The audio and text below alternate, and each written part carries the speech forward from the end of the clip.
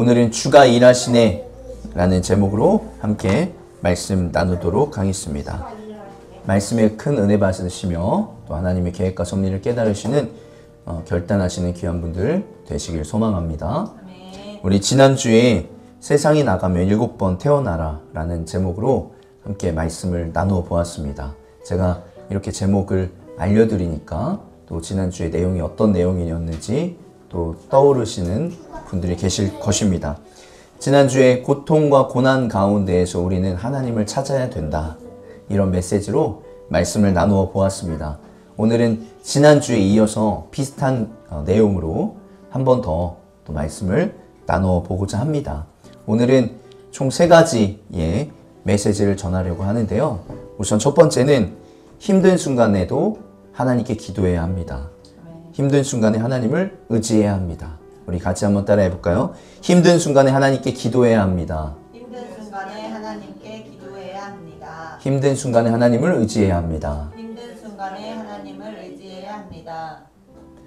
네, 그렇게 어려운 건 아닌 것 같은데 속으로 하셨나요? 네, 속으로 하셨다고 생각을 하면서 네, 오늘 말씀을 보면 이 에레미야 애가의 어떤 배경도 있지만 굉장히 힘든 상황, 힘든 상태라는 것을 알 수 있습니다. 이 말씀에 보면 얼마나 힘든지가 드러나는데요. 예레미야가 3장 45절부터 보면 주님께서 우리를 문 민족 가운데 쓰레기와 오물더미로 만드셨으므로 우리 모든 대적이 우리를 보고서 입을 열어 놀려댔습니다. 우리에게 남은 것이라고는 두려움과 함정과 파멸과 폐허뿐입니다. 이렇게 힘든 상황을 이야기를 하고 있습니다. 또한 52절부터 보면 까닭없이 내 대적이 된 자들이 새를 사냥하듯 나를 쫓습니다. 그들이 나를 산채로 구덩이에 쳐넣고 돌로 막아서 못 나오게 하였습니다. 물이 내 머리 위에 넘쳤습니다. 구덩이를 파놓고 돌로 구덩이 뚜껑을 막은 거예요. 그렇게 하는데 물이 이제 들어오기 시작하는 거죠.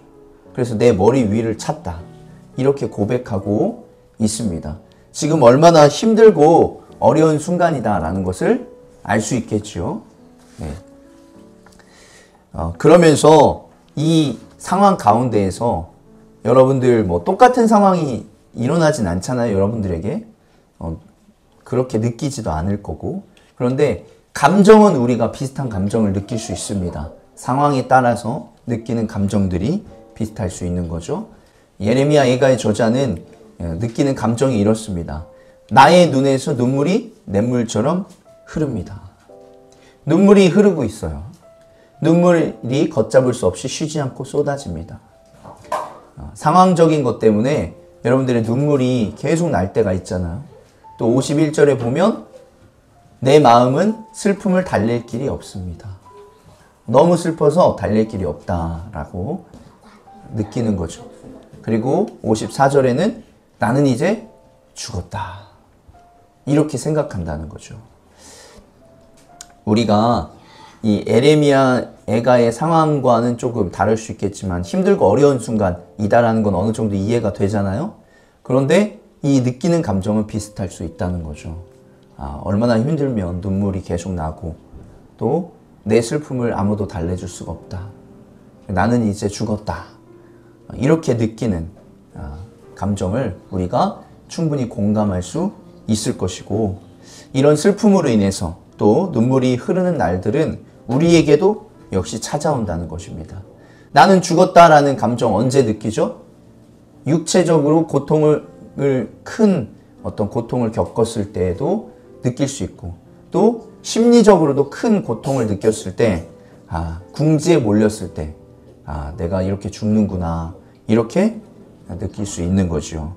이런 상황에서 중요한 것은 무엇이라고 했죠? 지난주에도 이렇게 말씀을 드렸지만 이런 상황 가운데에서 궁지에 몰리고 내가 죽었구나 눈물이 마를 날이 없는 상황에서는 우리가 의지할 것이 하나밖에 안 남았다는 거예요. 바로 하나님밖에 안 남았다라는 것입니다. 여러분들이 어떤 상황 가운데에서 우리 지난주에 말씀 예레미야 애가의 저자도 또 다윗 이야기했죠.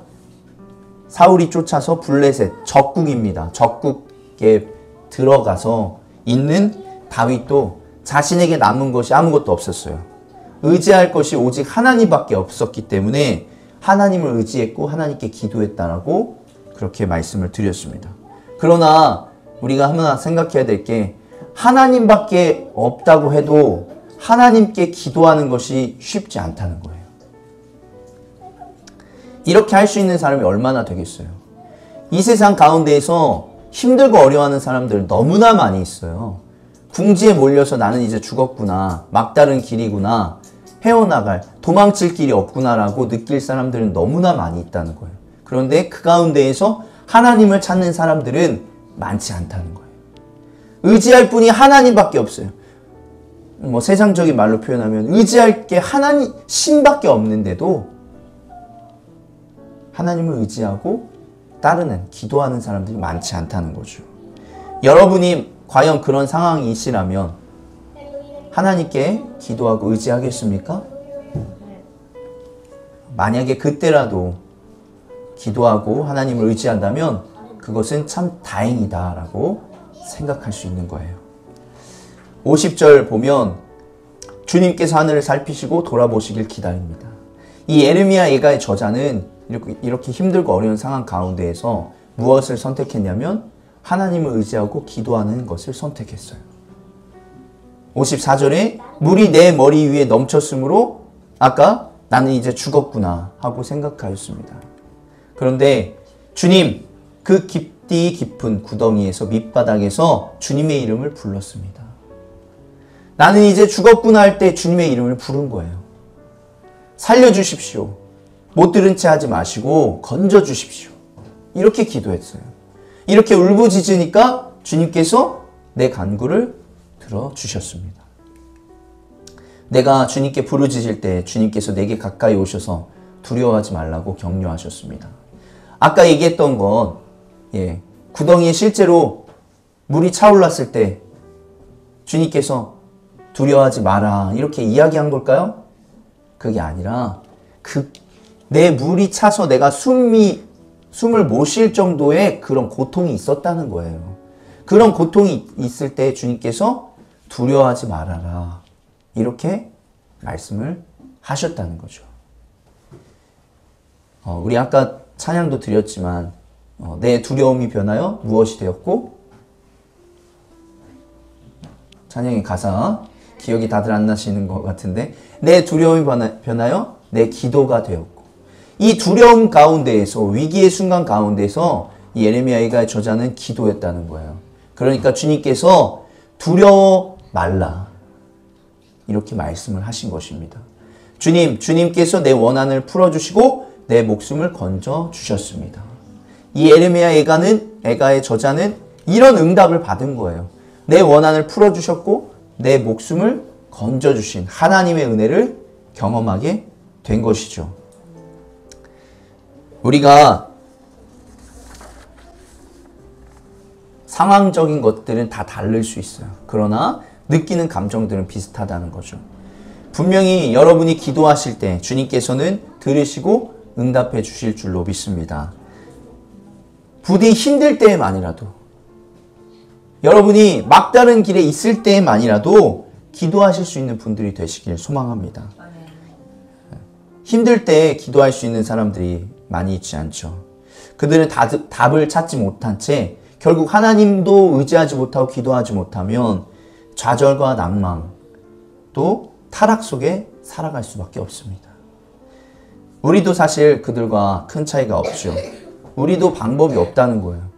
그러나 우리는 단 하나의 방법, 하나님밖에 없음, 그게 최후의 방법임을, 그게 또 최선의 방법임을 기억하면서 하나님을 의지하며 나아가야 될 줄로 믿습니다. 그래서 힘들 때만이라도 하나님께 기도하시는 분들이 되면 좋을 것 같습니다. 그런데 우리가 이 말씀 가운데에서 그러면 한 단계 나아갈 수 있는 우리의 어떤 깨달음이 있어요. 그것은 무엇이냐면 두 번째인데요. 아까는 첫 번째 뭐라고 했죠? 힘든 순간에 하나님께 기도하고 의지해야 된다고 했죠. 두 번째는 평소에도 하나님께 기도하고 의지해야 된다라는 것이에요. 같이 한번 따라해볼까요? 평소에도 하나님께 기도합니다. 평소에도 하나님께 기도합니다. 평소에도 하나님을 의지하겠습니다. 평소에도 하나님을 의지하겠습니다. 모든 사람이 고통과 고난 가운데 놓여 있는 것만은 아니에요. 물론 고통과 고난의 순간에 놓여 있는 사람들도 있지만 그렇지 않은 사람들도 있어요. 나는 아직 괜찮다. 이렇게 느끼는 분들도 있죠. 여러분들에게, 그런 분들에게 고통과 고난의 순간이 그러면 찾아오라고 해야 될까요? 하나님께 기도해야 되니까? 그렇지 않죠. 그런 사람은 거의 없을 거예요. 고통과 고난이 자신에게 있기를 원하는 사람은 별로 없을 것입니다. 하나님께서 원하시고 바라시는 것이 무엇이에요? 우리에게, 우리와 함께 살아가고 우리와 함께 교제를 나누는 것을 하나님께서 원하시고 바라시는 것이에요. 여러분이 평소에 기도하지 않고 고통과 고난의 순간에만 기도를 하니까 하나님께서 그때라도 기도 응답을 받으시는 것인데, 그 외에 다른 순간, 어떤 순간에도 하나님께서는 교제하고 하나님과의 관계를 맺기를 원하시는 것이에요. 그것이 하나님이 가장 원하고 바라시는 것이라고 할 수 있어요. 오늘날로 이야기하면 같이 여행 가고, 같이 밥 먹고, 같이 차 한잔 하면서 대화를 나누는 것을 주님께서 원하신다라는 거예요.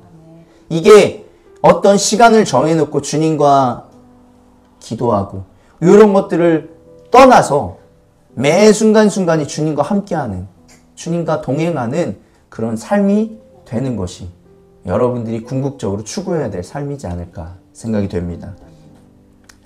여러분들, 이스라엘 백성들이 하나님과의 가장 친밀한 관계를 맺었었던 때가 언제인 것 같습니까? 구약에서 언제인 것 같아요? 구약의 내용이 쭉 있지요? 창세기, 출애굽기, 레위기, 민수기, 신명기, 네, 쭉 있습니다. 근데 언제인 것 같아요? 저는 광야의 때라고 생각을 합니다. 광야의 때. 그리고 그 광야의 때에서도 광야 1세대가 아니라 2세대. 1세대 사람들은 하나님께 불평불만을 엄청 했어요. 왜 했을까요? 그 사람들은 좋았었던 때가 있었어요. 언제가 좋았죠? 노예 생활할 때가 좋았어요. 애굽에서, 이집트에서 노예 생활할 때 노예였지만 무엇이 있었어요? 고기도 있었어요. 또 무엇도 있었어요? 예, 물도 있었어요.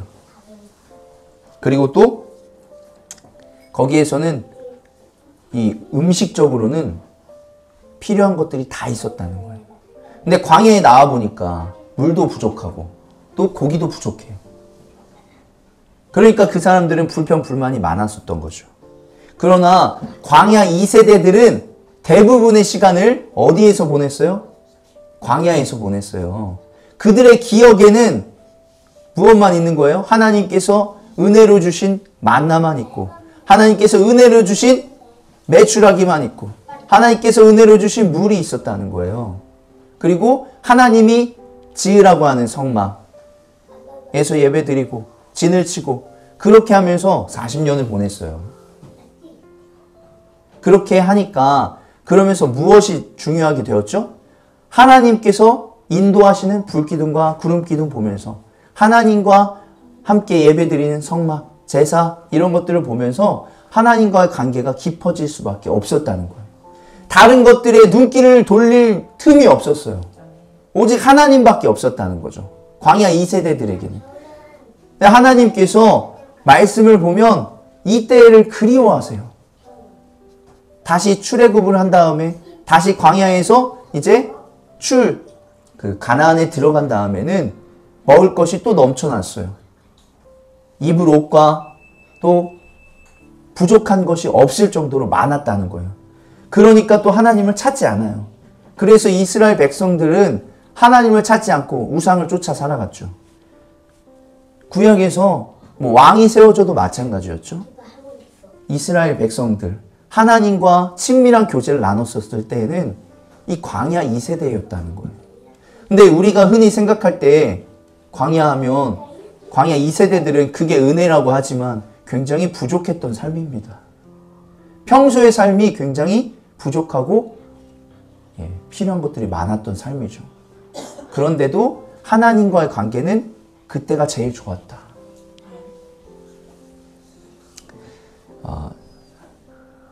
가장 하나님과 친밀했던 시기가 이 광야 2세대였다라고 볼 수 있어요. 우리가 오늘날 이 5글자 이야기하는데 자유 중에서 어떤 자유를 얘기하냐면 경제적 자유를 이야기합니다. 많은 사람들이 꿈꾸죠. 경제적 자유를 누리고 싶다. 경제적 자유가 뭐예요? 돈 걱정 없이 살고 싶다는 거예요. 근데 경제적 자유를 누리고 싶은 진짜 이유가 뭐예요? 경제적 자유가 되면 여러분들 신앙생활 잘 할 수 있을 것 같아요? 우리는 돈을 더 벌려고 지금 교회 안 나오는 시대에 살고 있어요. 미국의 크리스찬들 굉장히 많이 줄어들었습니다. 지금 10% 미만이다 뭐 이런 얘기까지 있는데 그 사람들 왜 그래요? 주말에도 교회 가는 게 아니라 주말에도 일해야 되기 때문이에요. 우리들은 그러면 우리 지금 한국도 어때요? 주 5일째, 뭐 주 4일째, 뭐 주 3일째 뭐 이런 얘기 나오고 있지만 여전히 주말에도 일하는 사람들도 많이 있고 또 주 5일째 되니까 어때요? 돈 있는 사람들은 놀러 다녀요. 그분들은 뭐 경제적 자유가 있을지 모르겠죠. 그러나 하나님을 찾지 않는 시대가 왔다는 거예요. 사람들은 물질 만능주의가 되어서 각종 투자와 주식, 뭐 돈을 더 벌려는 생각으로 머릿속이 꽉 차 있어요. 그게 잘못되었다라는 것이 아니라 오직 그런 생각만 꽉 차 있는 것은 문제라는 거예요. 돈이 죄가 아니죠. 그러나 무엇이 죄예요? 돈을 사랑함은 죄입니다. 여러분이 경제적 자유를 누리지 못해서 조금 부족한 상태가, 부족한 여러분의 상태가 오히려 하나님을 의지하고 하나님을 따를 수 있는, 하나님과의 친밀한 교제를 나눌 수 있는 아주 좋은 기회다라는 것을 기억하시길 바랍니다. 여러분이 풍족하지 않고 부족한, 평소에 아니면 평범하다고 느끼는 그 순간에 우리는 하나님을 의지하고 하나님께 기도해야 될 줄로 믿습니다. 마지막으로 세 번째는 하나님께서 응답을 언제 누구에게 주실까요? 이게 가장 중요한 사실 오늘의 메시지입니다. 하나님의 응답은 하나님을 신뢰하는 자에게 주십니다. 그리고 하나님이 하심을 나타내고 드러낼 수 있는 자에게 하나님은 응답을 주신다는 거예요. 같이 한번 따라해 볼까요? 하나님을 신뢰합시다. 하나님이 하셨습니다. 하나님은 하나님밖에 방법이 없다고 느낄 때 응답하신다는 거예요. 이해가 되시나요? 하나님밖에 방법이 없다고 느낄 때 하나님께서 응답을 주신다는 거예요. 여러분들이 막다른 곳에 아까 정말 위기의 순간, 고통의 순간에 하나님밖에 없다고 느꼈다고 했잖아요. 그때 하나님께서 응답을 해주셔요. 평소에도 여러분이 하나님밖에 없습니다라고 고백한다면 그때는 하나님께서 또 응답을 해주신다는 거예요. 그런데 여러분들이 하나님밖에 없다고 느끼지 않고 이 방법 저 방법 할 수 있는 거 다 해보고 하나님을 의지하니까 여러분이 뭐라고 고백해요? 아, 이렇게 하니까 응답이 왔어. 이렇게 하니까 해결이 되더라. 그러면 뭐가 빠져 있는 거예요? 하나님이 빠져 있잖아요. 그러면 하나님이 응답해 주시지 않는다는 거예요.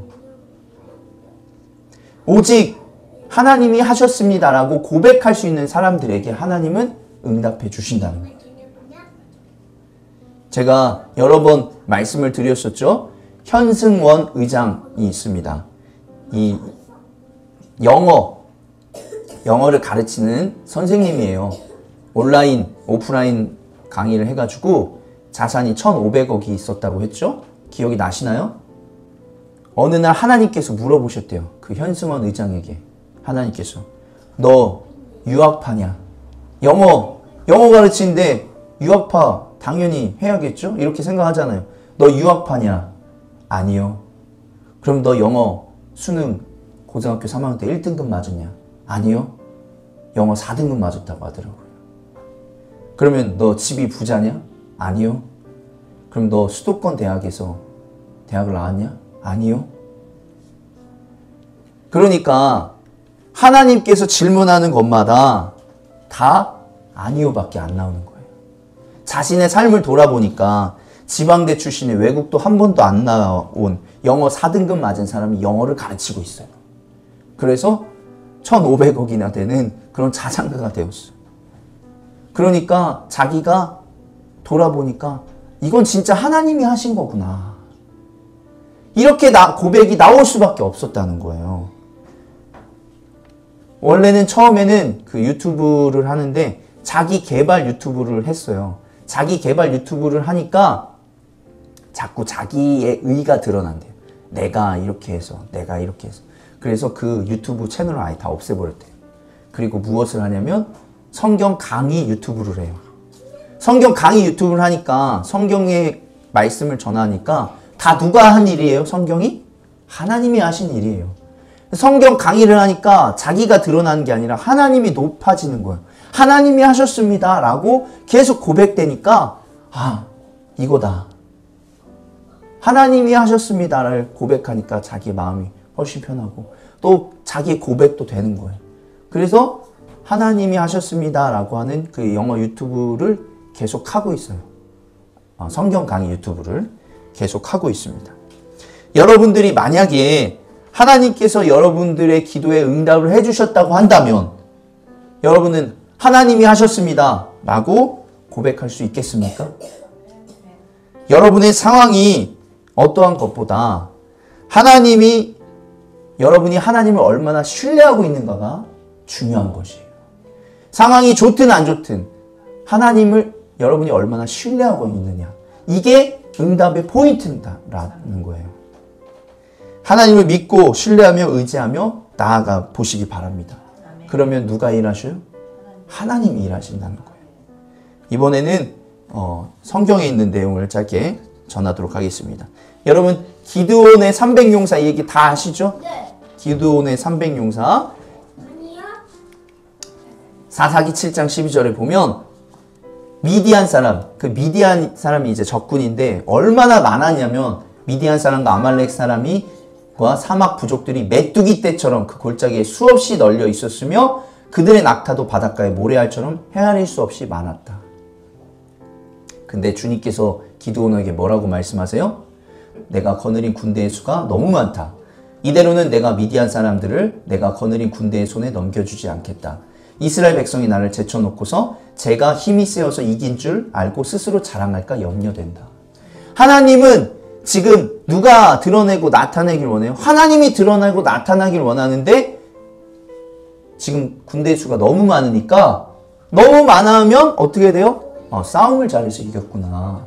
이렇게 생각한다는 거예요. 그래서 줄였어요. 3절에 너는 이제라도 그들에게 말하며 두려워서 떨리는 사람은 누구든지 길르앗산에서 떠나서 돌아가게 하여라. 기드온이 두려워서 떠는 자를 돌아가게 하니 그들 가운데서 22,000명이 돌아가고 10,000명이 남았다. 그러면 원래는 몇 명이었던 거예요? 원래는 32,000명이었던 거죠. 32,000명도 많은 숫자인데 뭐 바닷가에 모래알처럼 많으면 그쪽이 더 많았던 거겠죠. 근데 어쨌든 10,000명이 남았어요. 근데 하나님께서 10,000명도 많다고 하시면서 뭐라고 해요? 300명으로 줄였어요. 근데 이 300명을 또 어떻게 나눠요? 세 부대로 나눠요. 300명을 세 부대로 나누면 몇 명씩이에요? 100이요. 맞아요. 100명씩이에요. 100명씩으로 나눠요. 근데 그들이 든 게 뭐예요? 무기와 창과 단창이 아니에요. 방패가 아니라 한쪽에는 나팔, 한 손에는 항아리를 들었어요. 근데 항아리 안에 뭐 있어요? 횃불이 있었어요. 싸우는 전투가 이랬어요. 나팔을 불고 한 손에는 나팔을 불겠죠? 그리고 이 항아리를 깨트려요. 그럼 깨트리면 뭐가 보여요? 횃불이 보여요. 횃불이 보이잖아요. 횃불이 보이니까 적군들이 어떻게 하냐면 사람들의 수가 너무 많은 줄 알고 혼란하면서 서로 싸운 거예요. 300명을 어떻게 이겨요? 서로 싸우니까 이기게 된 거예요. 적군의 수는 너무 많고 우린 도망가야 된다 하면서 갑자기 이제 한밤중이니까 피하 식별이 안 된 거예요. 누가 내 편인지 보이지가 않아가지고 서로 싸우면서 결국 이기게 되었다는 거예요. 300명으로 이겼으면 어떤 고백이 나올 수 있어요? 하나님이 하셨구나 라는 고백이 나올 수 있는 거예요. 여러분들도 여러분들의 삶 가운데 하나님이 하셨습니다라는 고백이 나올 수 있어야 힘들 때든 아니면 평소에도 응답이 있는 거예요. 왜 평소에 응답이 잘 없어요? 자꾸 내가 이 방법 저 방법 찾으면 하나님이 하셨습니다라기보다는 이렇게 했더니 되었다라는 고백이 나오니까 하나님이 힘들 때만 응답을 주시는 거예요. 왜요? 힘들 때는 하나님이 하셨다라는 고백이 나오니까요. 그래서 하나님은 하나님을 드러내길 원하세요. 여러분을 통해서 하나님이 드러나길 원하신다는 거예요. 우리를 통해 하나님의 살아계심이 드러나길 간절히 소망합니다. 말씀을 마무리합니다. 여러분의 상황이 고통에 있든 고난에 있든 평안 중에 있든 언제든지 하나님을 의지하며 하나님께 기도하실 수 있는 분들이 되길 소망합니다. 하나님께서는 우리가 하나님을 의지하며 하나님만 높인다면 분명히 우리의 기도에 응답을 해주실 것이고 하나님께서 일하실 것입니다. 여러분들 그래서 뭐라고 표현해요? 하나님이 하셨습니다. 같이 한번 따라해볼까요? 하나님이 하셨습니다. 모든 영광을 하나님께 돌립니다. 그래서 저와 여러분을 통해서 하나님께서 일하시고 또 그 일하심이 증거되는 알려지는 귀하고 놀라운 분들이 되시기를 주의 이름으로 축복합니다. 아멘.